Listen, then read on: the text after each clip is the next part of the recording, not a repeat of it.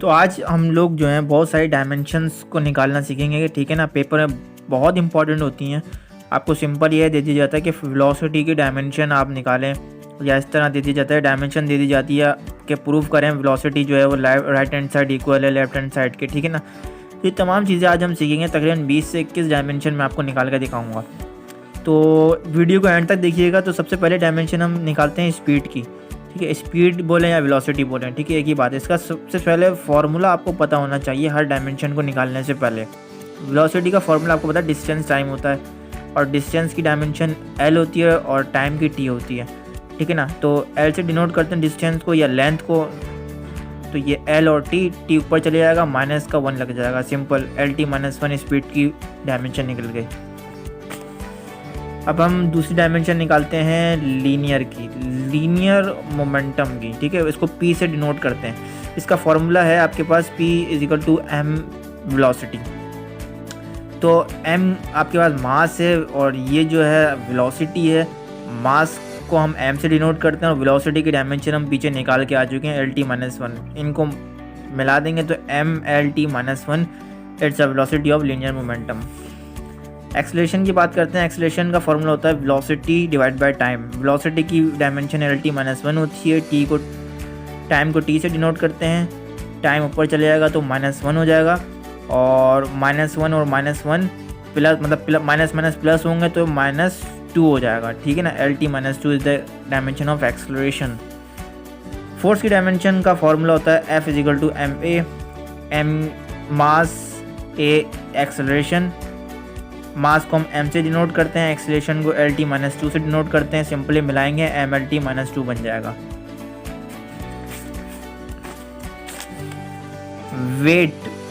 Wait का formula होता है wmg, m for mass, g for acceleration gravity. Mass को m से डिनोट करते हैं और वही एक्सेलरेशन बोलें या एक्सेलरेशन ग्रेविटी बोलें, एक ही बात है। उसकी डायमेंशन हम पिछले निकाल के आ चुके हैं, lt माइनस 2 मिला देंगे mlt माइनस 2 बन जाएगा। वर्क डन की हम बात करते हैं तो वर्क डन का फॉर्मूला होता है F is equal to F dot D, F for force, G for displacement. Force की डायमेंशन होती है MLT माइनस 2, हम निकाल के आ चुके हैं पिछले, हमें पता होनी चाहिए, या हम अभी भी निकाल सकते हैं। डिस्प्लेसमेंट या बोलें लेंथ बोले या डिस्टेंस बोलें, इन तीनों को जो है हम L से डिनोट करते हैं, और L को L से जब मिलाएंगे तो MLT 2 हो जाएगा, ठीक है। LL 2 और T माइनस 2। तो 7 में हम एनर्जी की डायमेंशन निकालेंगे, E is equal to M C square. इसका फॉर्मूला होता है एनर्जी का, ठीक है ना। तो E for mass, C for speed of light. Speed of light यानी कि वही वेलोसिटी, वेलोसिटी की डायमेंशन ये होती थी, स्क्वायर लगा हुआ है तो L2 हो जाएगा यहाँ पर, और T के साथ, मतलब 1 को हम 2 से मल्टीप्लाई करेंगे तो 2 हो जाएगा, सिंपल। तो यहाँ हम सिंपल इसको ऐसे लिख देंगे MLT2 और T माइनस 2, ठीक है ना। तो ये एनर्जी की डायमेंशन निकल गई।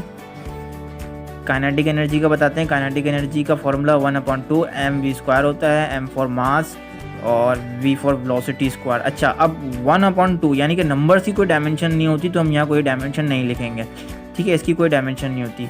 m फॉर मास, वेलोसिटी का आपको पता है कि ये इसकी होती है डायमेंशन। वही 2 को हम मल्टीप्लाई करेंगे तो L2, और 1 को 2 से मल्टीप्लाई करेंगे तो 2 आ जाएगा।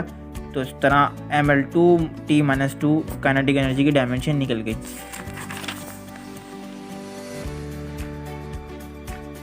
अब हम पोटेंशियल एनर्जी की डायमेंशन निकालेंगे भैया। P की होता है फॉर्मूला mgh, ठीक है। M for mass, G for acceleration gravity, H for height, ठीक है। अब M for mass, acceleration gravity की आपको पता है, एक्सेलरेशन बोलें कुछ भी बोलें, इसकी डायमेंशन ये होती है lt माइनस 2, और हाइट बोलें, डिस्टेंस बोलें, लेंथ बोलें, डिस्प्लेसमेंट बोलें, उन तमाम को हम L से डिनोट करते हैं। तो अब M, L और L को प्लस करेंगे तो 2 और T माइनस ऐसे 2 इस तरह आ जाएगा, ठीक है ना। तो ये जब भी L और L इस तरह लिखे हुए तो हम इसको L2 से डिनोट करेंगे, प्लस हो जाएगा।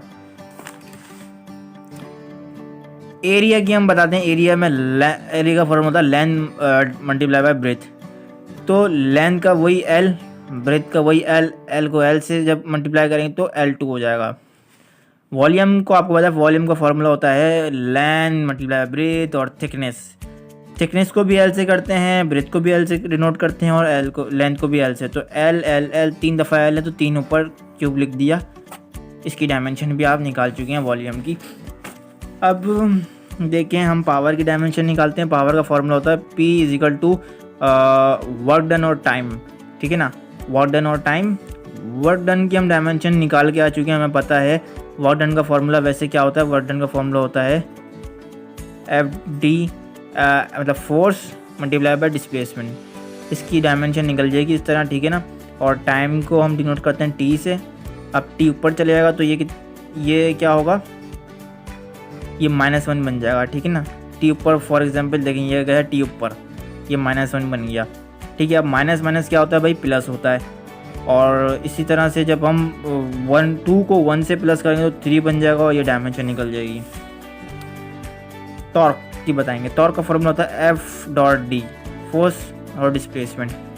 फोर्स की ये डायमेंशन होती है, डिस्प्लेसमेंट को L से डिनोट करते हैं। तो L और L क्या हो गया, 2 हो गया, बाकी सब इक्वल ऐसे ही लिख जाएगा। अब हम प्रेशर की डायमेंशन को निकालते हैं। प्रेशर का फॉर्मूला होता है P force divide by A। इसकी डेफिनेशन आती है the product of force per unit area is called pressure, ठीक है ना। फोर्स की एरिया डायमेंशन, एरिया की एरिया L2। अब देखें यहाँ 2 L आ रहे हैं ना ऊपर और नीचे, तो हम एक L को काट देंगे इधर ऊपर, ठीक है। यहाँ क्या है, 2 L हैं, ठीक है ना। यहाँ एक L कट जाएगा ऊपर वाले से, तो अब क्या बचेगा, यहाँ सिंपली एक L बचेगा यहाँ पर, ठीक है ना। एक L बचेगा तो ये एक L जो होगा वो ऊपर चले जाएगा, तो ये L-1 बन जाएगा। इसी तरह देखें L-1 बन गया। तो अब वही इसको थोड़ा सा अरेंज कर देंगे, ML-1 और T-2 इज़ द प्रेशर की ये डायमेंशन निकल आए। सिंपल, इतना आसान है। अब डेंसिटी का आपका फॉर्मूला पता होना चाहिए। डेंसिटी की डायमेंशन निकाल लें। डेंसिटी को इस तरह डिनोट करते हैं, मास डिवाइड बाय वॉल्यूम, इसका फॉर्मूला होता है। मास को डिनोट करते हैं M से, वॉल्यूम को हम L3, इसकी हम निकाल के आ चुके हैं डायमेंशन। सिंपली ये ऊपर चले जाएगा तो ये -3 बन जाएगा। कोई भी चीज़ नीचे से ऊपर जाएगी वो माइनस के लाएगी, अगर वो प्लस में नीचे, और अगर माइनस में तो वो ऊपर जाके प्लस में बन जाएगी। सिंपल। ग्रेविटेशनल कांस्टेंट G से डिनोट करते हैं और इसका फॉर्मूला आपको पता है कि F = Gm1m2 divide by R² होता है, ठीक है ना। अब हमें G का मतलब फॉर्मूला निकालने के लिए हमें इसको रीअरेंज करना होगा। R को उधर भेज देंगे और ये 2m को हम 22 के नीचे भेज देंगे। सिंपल, इस तरह के से। अब हम डायमेंशन इजीली निकाल सकते हैं, इसको अरेंज कर लें इस तरह। और अब देखें R रेडियस को हम L से डिनोट करते हैं, ठीक है। स्क्वायर लगा हुआ, ये स्क्वायर आ गया। फोर्स की डायमेंशन हमको पता है, और M1 M2 दो M लिख देंगे हम। अब यहाँ देखें 2 M आ रहा है तो हम एक M को काट देंगे ऊपर से, ठीक है ना। L2 इसी तरह से आ गया, L भी इसी तरह से आ गया, बिल्कुल ये सेम नीचे इस तरह से आ गया। अब देखें L2O और L है तो यह प्लस हो जाएगा तो L3 बन जाएगा, ये सेम इसी तरीके से आ गया। M ऊपर चले जाएगा तो ये M माइनस का हो गया, ठीक है ना। M को हम बेसिकली पहले लिखते हैं तो ये माइनस का M हो गया इधर, और वही सेम वैल्यू यहाँ पर लिख दी। तो ये ग्रेविटेशनल मतलब जो कि मुश्किल थी और हमने इसको इजीली निकाल सके हम एक फॉर्मूले की मदद से। अच्छा, अब हम 17 को देखते हैं, वेवलेंथ। देखिए वेवलेंथ को भी हम L से डिनोट करते हैं, ये बात आप याद रखें, ठीक है, आगे काम आएगी। फ्रिक्वेंसी को हम F से डिनोट करते हैं और फ्रिक्वेंसी का फॉर्म होता है 1/T मतलब कि टाइम। इसको ऊपर कर देंगे तो -1 लग जाएगा, ठीक है। यही फ्रिक्वेंसी की डायमेंशन कहलाती है बेसिकली। स्प्रिंग कांस्टेंट की मैं बात करूँ, देखें इसको K से डिनोट करते हैं, ठीक है ना। तो F इसका फॉर्मूला होता है F = Kx, ठीक है ना। अब हमें मतलब K को वो करना है, अरेंज करना, तो इसको इधर भेज देंगे सिंपल, और रीअरेंज करके जो फार्मूला हमारे पास बनेगा वो ये वाला बनेगा। फोर्स और डिस्प्लेसमेंट, x को बेसिकली हम डिस्प्लेसमेंट कहते हैं, ठीक है ना। तो अब हमें पता है कि फोर्स की डायमेंशन ये होती है और डिस्प्लेसमेंट को L से डिनोट करते हैं। तो देखें 2 L आ रहा है, दोनों कट गए, सिंपल M और T-2 बचा यहाँ पर, ठीक है ना। तो ये भी हमने स्प्रिंग कांस्टेंट की डायमेंशन निकाली। अब देखिए हमारे पास एक फार्मूला है यहाँ पर, ये दे दिया जाता है एग्ज़ाम में कि आप ना ये राइट हैंड साइड जो है, लेफ़्ट हैंड साइड जो है वो आप प्रूफ करके बताएं कि इसके बराबर है। तो सिंपली आप देखें, हम प्रूफ करेंगे राइट हैंड साइड को कि वो T के बराबर आनी चाहिए, ये जितनी भी वैल्यू है T के बराबर आनी चाहिए। तो आपको पता है ये पाई की भी डायमेंशन नहीं होती, डायमेंशन लेस होते हैं, तो हम इसको हटा देंगे। तो सिंपली आपको पता होता है कि ये आ गया हमारे पास, ठीक है। अच्छा अब देखें यहाँ दो जी जो होता है ग्रेविटेशनल एक्सेलरेशन वो कहते हैं, ठीक है ना, ग्रेविटी बोलें इसको या एक्सेलरेशन, ठीक है। इसकी डायमेंशन वही होगी एक्सेलरेशन वाली। तो इस तरह ये आपके पास आ गई है ALT-2। 2 L आ रहे हैं तो दोनों को हम क्या कहते हैं काट देंगे, जहाँ 1 बचेगा और T-2 बचेगा, ठीक है ना। अब देखें ये ऊपर चले जाएगा, तो ये ऊपर जाएगा, ये माइनस का तो ऊपर जाके प्लस का हो जाएगा, ये प्लस का हो गया भाई, ठीक है ना। अब देखें यहाँ स्क्वायर था ना, तो स्क्वायर से स्क्वायर रूट कैंसिल आउट हो गया, ठीक है। क्या बचा, T बचा। तो ये प्रूफ हो गया कि भाई right hand side equal to the left hand side, simple.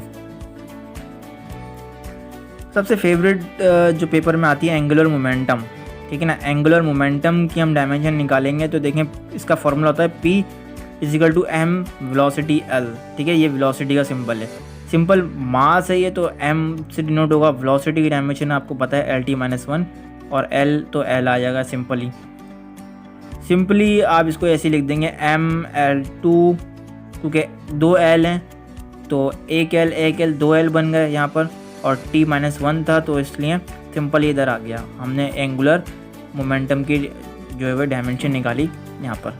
अब देखिए विस्कोसिटी की हम डायमेंशन निकालेंगे। विस्कोसिटी की डायमेंशन हम पहले ही निकाल चुके हैं, तो ये आप याद रखने के लिए कर सकते हैं कि L-1 T-1 होती है इसकी डायमेंशन, ठीक है ना। ये मतलब MCQs में आ जाता है। सरफेस टेंशन की आप देख लें ML0 T-2, ठीक है। ये भी आप याद रखें, ये दोनों MCQs पॉइंट ऑफ व्यू से बेहद इंपॉर्टेंट है।